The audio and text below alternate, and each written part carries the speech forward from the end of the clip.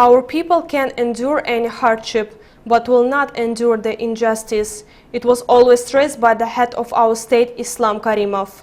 Speaking about our president in the past tense, it is very difficult for all of us.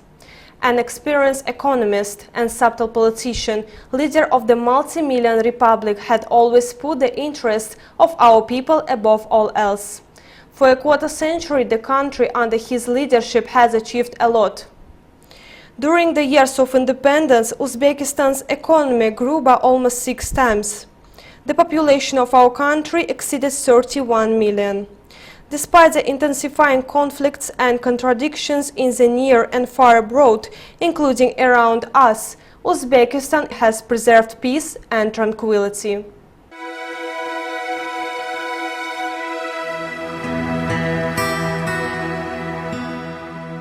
Today, we live in peaceful time. In the morning, we see our children off to kindergartens and schools. In the evening, we come home to our families. The elder generation is ever grateful for the peaceful, prosperous life, but our people have not yet forgotten the hard path to these achievements. In the defining period, we did not revoke the chosen path of independence for which our ancestors had longed. Despite the hardline regime of the center, the head of our state led the people up the right path with strong political will.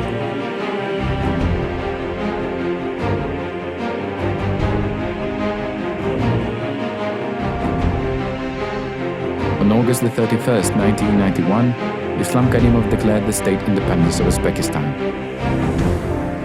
Shu bugundan e'tiboran 1-sentyabrni Cumhuriyatimizda Mustaqillik kuni umumxalq bayrami deb e'lon qilishni taklif qilaman. From the first days of independence, the president set to restoring our people's age-old values, traditions and customs, building an economy based on market relations, and forming a democratic society.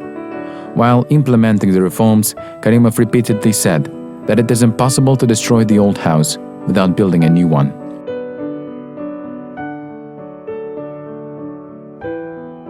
In his last celebratory congratulations to the people of Uzbekistan in connection with the country's independence, the president said, quote,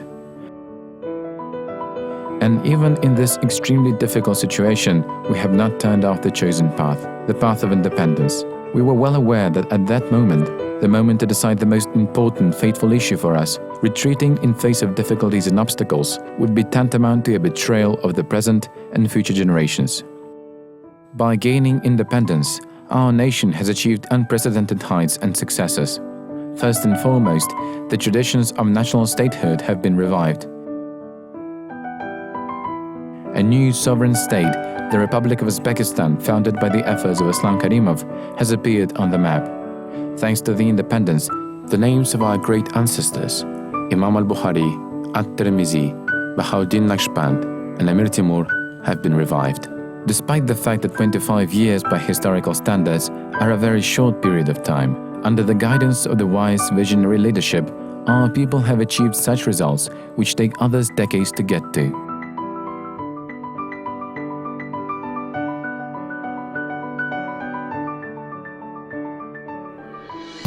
Let us turn to the chronology of the Republic of Uzbekistan. 1991. September the 1st is declared to be the Independence Day of the Republic of Uzbekistan. 1992. The Constitution of the Republic of Uzbekistan is adopted. Uzbekistan becomes a full-fledged member of the United Nations. 1993. Amir Timur Monument is erected in Tashkent. 1994. Uzbekistan introduces national currency. 1995. Uzbekistan achieves oil independence. 1996. Uz-Dewa Auto joint venture opens in Asaka. 1997. The National Program for Personnel Training is adopted. 1998. The State Program for Healthcare System Reform is adopted. 1999. Samarkand Car Factory launches the first batch of buses. The first multi-party election in Ali Majlis takes place. 2000.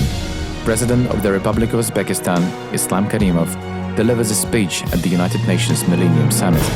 2001. Uzbekistan joins Shanghai Cooperation Organization. 2002.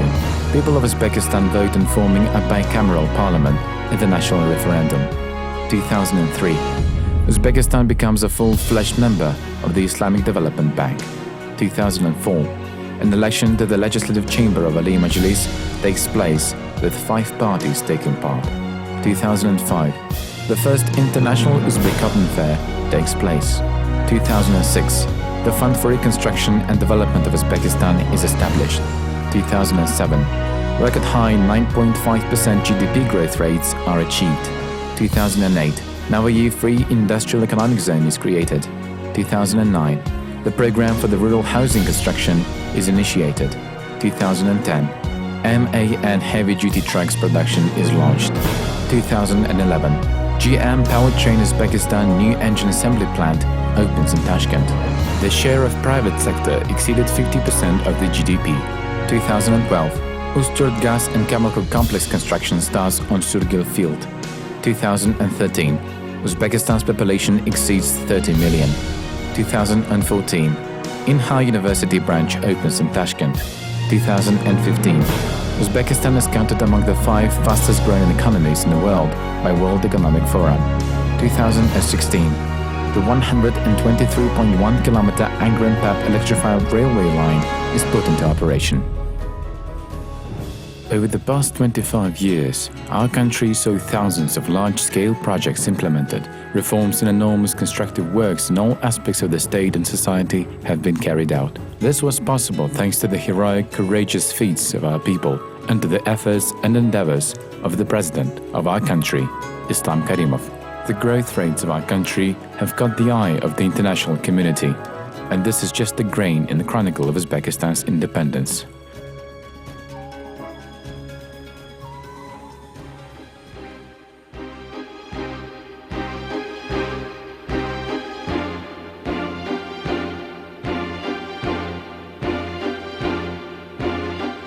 In the international arena, Karimov was not only well known, but also well respected.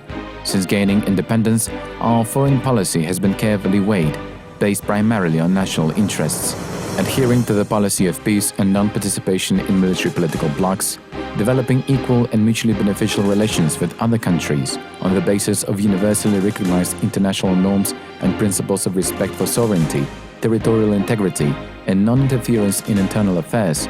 Peaceful settlement of disputes, non-use of force or threat of force were all its basic principles. Many world leaders emphasized our president's fidelity to given words as one of his best traits, a rare phenomenon in politics. When he gave a word, even unrecorded in protocol documents, he always kept it. He carried an open and honest dialogue, said what he thought, without covering his thoughts behind simple diplomatic terms. This trait might not be attractive to some, but it was definitely what he was respected for. As a visionary politician and a skilled diplomat, he knew that peace and tranquility in Uzbekistan to a large extent depended on the situation in neighboring countries, in particular in Afghanistan.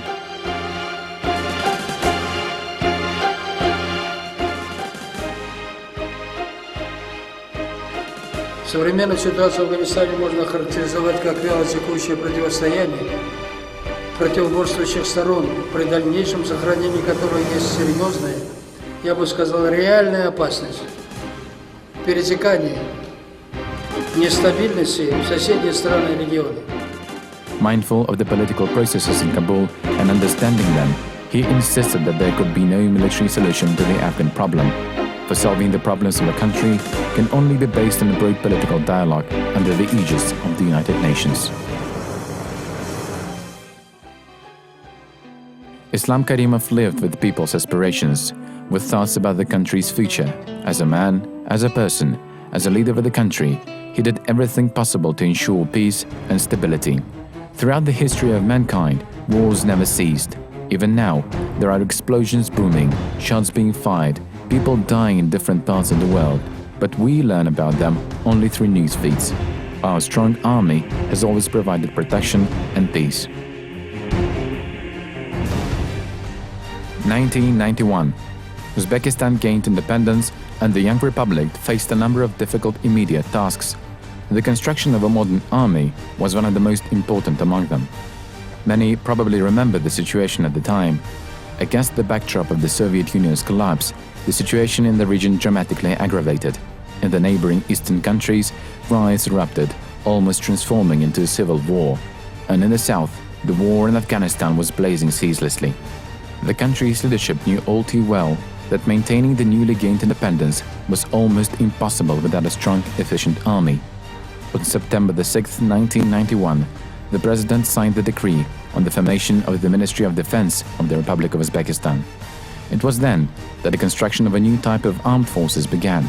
Mobile, well-equipped, combat-capable armed forces, now a real guarantor of the country's security, had been formed under the leadership of the Supreme Commander over the past 25 years. Now, when peace and tranquility in the country are in safe hands, our people responsibly proceed to constructive and improvement works. On the initiative of the chief architect of our independence, Islam Karimov, the appearance of our cities and villages has dramatically changed. The standard of living has improved. Uzbekistan's economy has undergone major reforms on the basis of the strategy known worldwide as the Uzbek model of development. Investments were attracted. Modernization of production generated new jobs. Comfortable houses, wide streets, and other infrastructure were built in villages. All these reforms have been carried out not for the sake of reforms, but in the name and for the benefit of the people. Thanks to a thought-out economic policy, the annual GDP growth rates of Uzbekistan in the past 11 years have amounted to no less than 8%. It is important to note that in a short period of time, the Republic's economy has seen a six-fold expansion. The country has achieved this historical milestone using its own resources and capacities, without recourse to external debt. Over the years, the average life expectancy increased from 66 years to 73.5 years for men and 76 years for women. Over the 25 years of independence, the population has grown by 12 million. Most importantly, this period has raised a generation which can take the fate and future of the country in its own hands. After all, physical health and intellectual development of young people play a crucial role in building a civil society. Bugün her zaman arkadaşlar bunday güzel yurtta yaşar, shunday yoshlarni ertangi kunini o'ylab, mana shunday baxtli bo'lishga kim bizlarga xalaqit beradi? Mana shu osmon, mana shunday yorug' osmon, mana shunday yigitlar, mana shunday qizlar, mana shunday qariyalar. Bu zamonni kim bir marta havas qilgan edi? Xalqimiz havas qilgan edi. Va shunday havasga kim bizlarni yetkazayapti? Faqat Yaratganimizdan doim so'rab, mana shunday tog' bo'lib ertalab so'rasak, albatta bizlarning yo'limizni ochib beradi va hech qachon hech kim mana shu yo'lda Xudoning nazari tushgan shu yerda hech kim hech qachon kam bo'lmaydi. President Islam Karimov always stressed, quote, "Our children need to be stronger, more educated, more intelligent, and certainly happier than we are." End quote. The youth is the future of the country, its support and its hope. The success of achieving our goals depends on how the young are brought up. That is why our country pays so much attention to improving the socio-political activity of the country's young people, who, by the way, comprise more than 60% of the population. Karimov understood that along with the intellectual development of the youth, it was also important to pay attention to their physical fitness. In 2002, in order to attract young children to sport activities, the Children's Sport Development Fund of Uzbekistan was established. Sport complexes were built in towns and villages. The attention to the development of sport infrastructure soon began to yield fruit. Our athletes' victories on the international arena proved that our chosen path was the right one.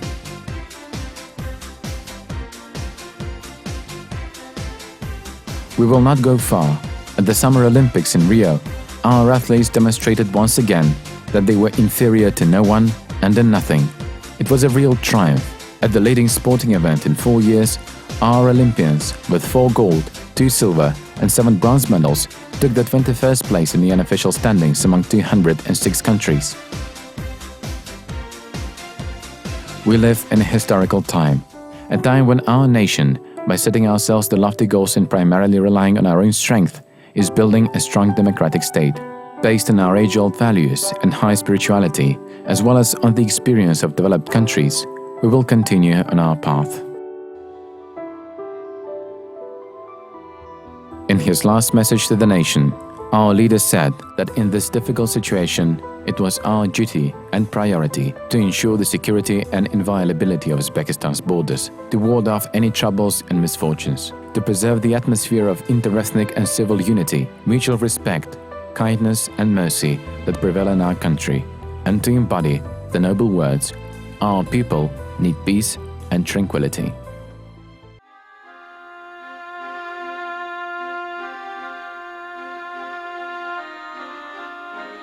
Tashkent bid farewell to its first president under the clear and peaceful sky. The residents of the capital will remember the silence that prevailed on the morning of September the 3rd for a very long time. People had been taken to the streets since before dawn to see their leader off for his last journey. This morning, all differences have been erased: age, gender, religion, nationality, and there was only one single entity, the nation. The people who until recently had not believed the rumors and gossips, hoping for a speedy recovery of the president. On the flower-carpeted way, with the prayers of people who sincerely loved their president, Islam Karimov went to his last journey to his native city of Samarkand.